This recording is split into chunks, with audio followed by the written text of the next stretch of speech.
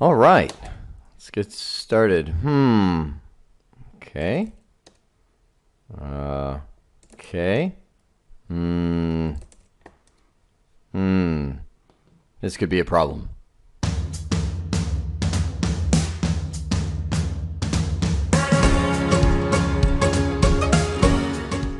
By the time we're done here, we will walk through the process of recovering a password for a Cisco router or switch. Seems like an odd topic to throw right in the middle of building a physical lab environment for the Cisco realm, but it's actually not. Because when you build a Cisco lab environment, you're not going to buy new equipment unless you have a lot of money, and which I would question your motive to get into Cisco in the first place, because you're going to go to the used vendors, the people that go scoop up businesses that fail, take all their equipment and parse it out. That's where you'll get most of your gear from, right? So a lot of the gear that will come to you will come from somebody that has no idea how to work a Cisco switch or a router or anything of the sorts, and you'll get it and it has the previous configuration of the company that they purchased it from or acquired it from or however they got it, right?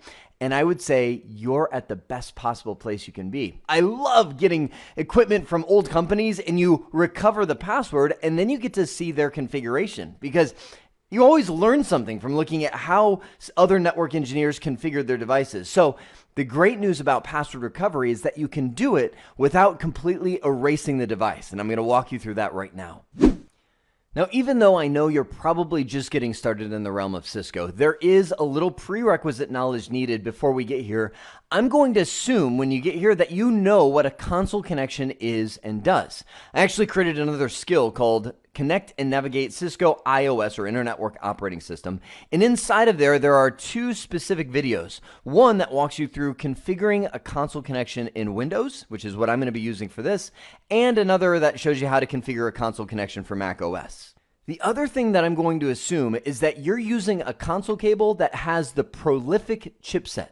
I mentioned that in this skill, but when it comes to password recovery, it's extremely important. I just brought over Windows Device Manager, and if I scroll down here, you'll see that I have ports, right? I expand that out, and I have connected to my computer right now two different USB to serial converters. Check it out. One of them is this guy right here, right? Right here.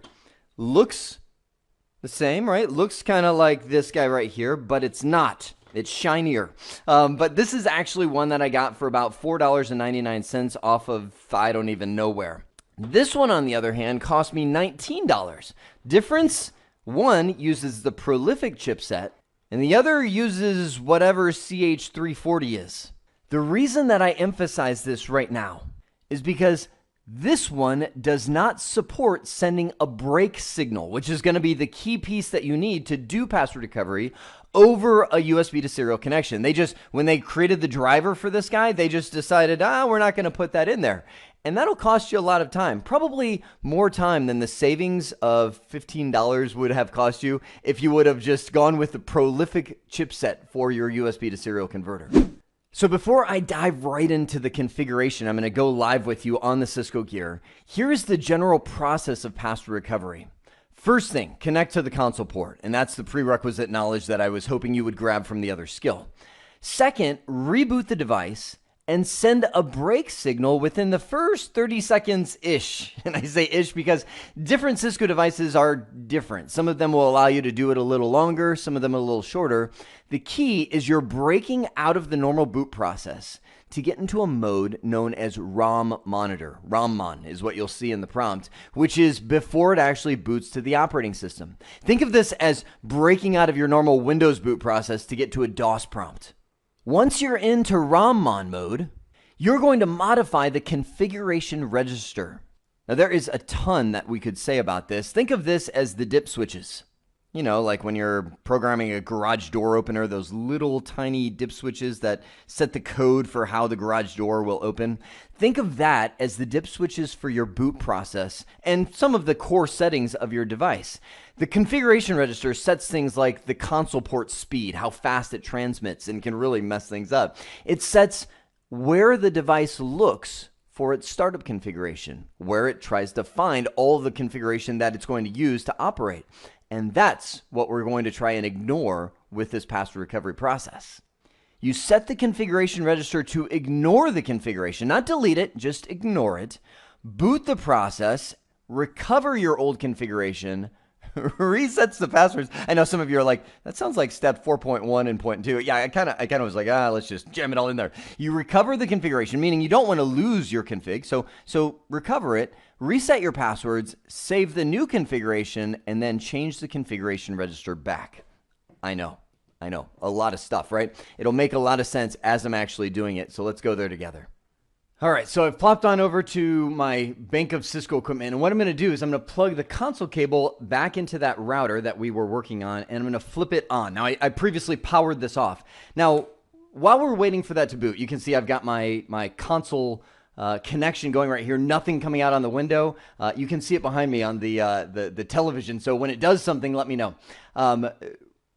This should tell you, this should remind you that if a intruder, if a rogue person has physical access to your Cisco devices, they can get around all your passwords. So hang on, 1 sec. I'm going to hit now Control Break on the keyboard. Oh, click on the screen, quick, Jeremy, quick. My 30 seconds is ticking by. There we go. I hit Control Break. Notice it says monitor command boot aborted due to user interrupts. Now, I want to make sure you guys catch what I'm doing here.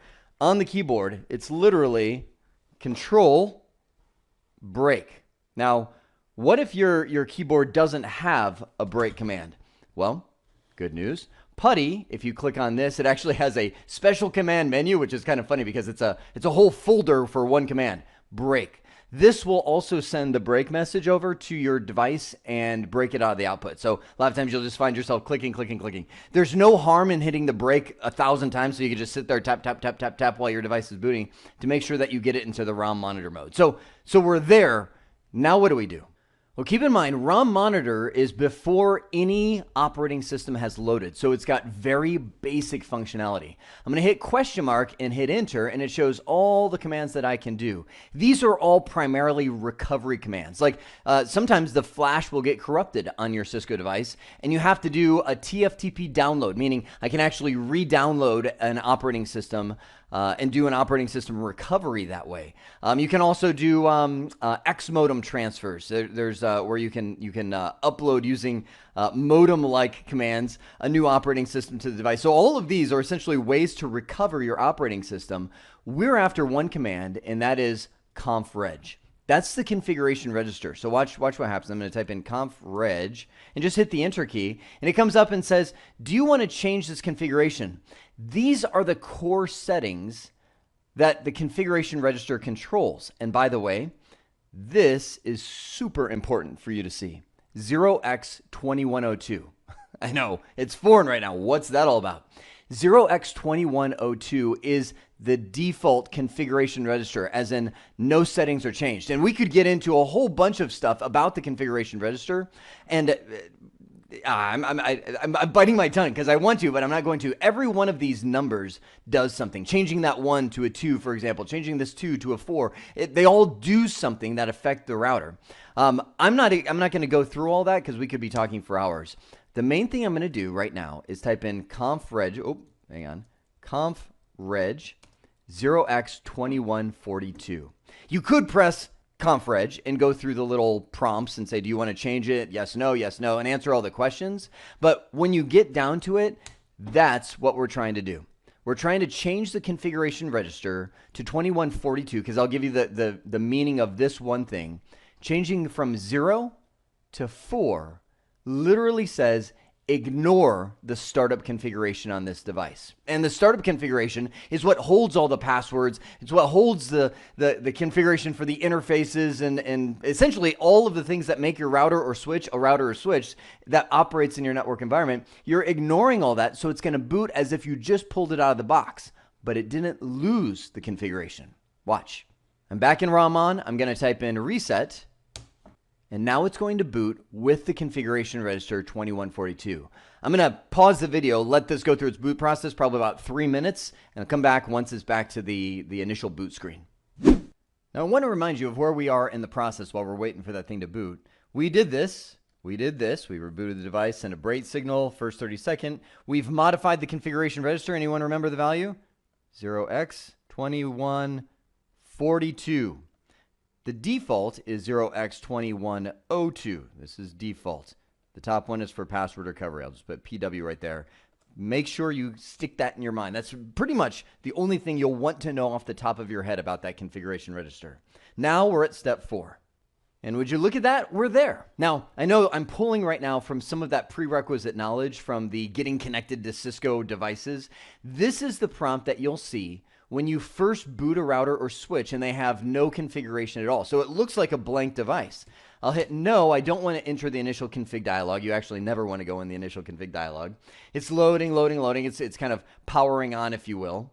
Spits out a bunch of status messages, and we're there. We're at a blank router configuration prompt. There's literally, if I get in, and again, I'm still pulling from a lot of that prerequisite. I'm into privileged mode, and I type in show running configuration.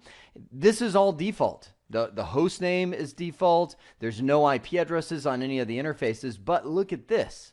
If I type in show startup configuration and hit the enter key, there is a host name. It's AZRTO1. This is the previous config. There is usernames and passwords on this device. There is IP addresses on this device. So the configuration is still there. It's just sitting in startup config, and it was ignored during the boot process. So what do? Well, I want to save my configuration. Password recovery shouldn't blow the configuration away. It should still save what was there. Just let me reset the password. So here's what I do. I'm going to type in the command, copy startup config to running config. That copies the quote unquote bad configuration that I don't know the passwords on, right, into the running configuration. And you might go, well, isn't that a problem? Because you just restored the passwords that you don't know. True, but look at what mode I'm in. This is known as privilege mode, meaning when I type, and this is where I'm kind of trying to bridge the gap between that prerequisite knowledge. When I type in enable, there should be a password there. There should be a password to protect the console port. I didn't get any of those. I'm all the way to full admin, root level, whatever mode you want to call it, that I have full access to the device. So when I restore the configuration, I still have full access to the device. You can see the prompt has changed for the new host name that was copied over, but now I can go in to global configuration mode and reset the passwords. I can say, oh, the actual enable secret that I didn't know before, that's the password that protects the privilege mode, is actually Cisco. I'm going to reset it to the password being Cisco. I'm going to go under my console port, line console 0, and type in password Cisco. I'm resetting all the passwords to something that I know. Now, I save the configuration. Oh, man. I know this is so hard to bridge the gap between knowledge you may or may not have at this point and what you have to do to get into your device using password recovery. All of this stuff I talk about when I get into the basic connectivity and management of the iOS. So if it's confusing, please jump on over there. What I just did was restore my configuration and now save it with the new passwords in place that I typed in right here. Cool? There's one critical piece missing. We've recovered the configuration, reset the passwords, saved, check.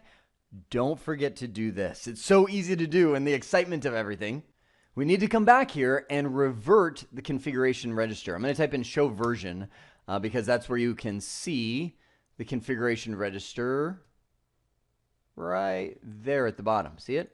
Ta-da! It's still 2142, which means my router will be working, my switch will be working until it reboots, and then it's going to ignore the startup config again. It's going to be as if it lost all its configuration. And I may not remember that in the future, so it's so critical right now to remember to go in, configure terminal, type in config register 0x2102. Back to the default, no longer reverting the startup config. I'm going to verify it by typing in that show version command again.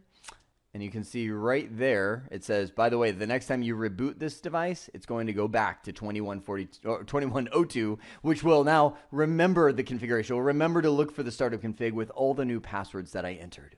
And that is the process of recovering a password for a Cisco router or a switch. I hope this has been informative for you, and I'd like to thank you for viewing.